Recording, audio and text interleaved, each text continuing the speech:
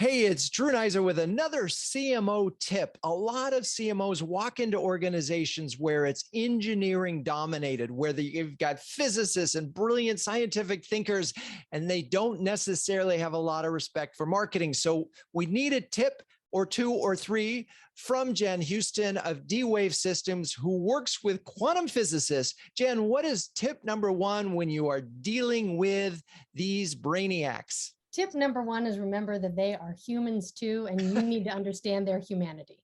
You really do. Sit down with them, take them to coffee. Don't have technology conversations.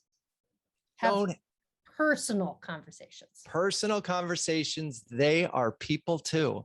Yeah. Okay. All right. Okay. There we go. Tip two is expose the challenges you're working on.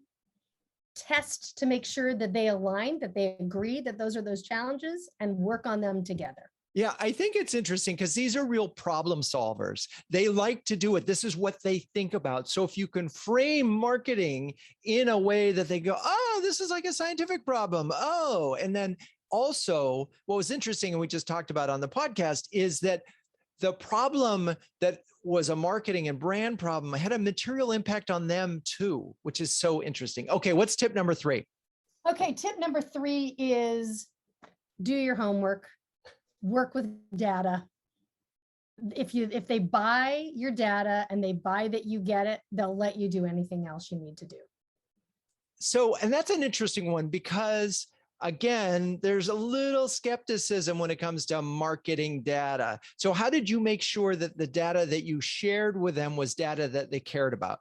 I went back to point two, which was deeply understand that we were aligned on the problems we were solving for. So the data I showed up with was against the problems that they had already said, yeah, we have a problem. All right, so there it is. Treat them like humans because they are and find their humanity. Expose them to all sorts of thinking. And three, make sure that you have metrics that they understand, appreciate, and agree with, and then move those needles. Okay, that's your tip. Thank you, Jen Houston. I'm Drew Neiser. Peace out.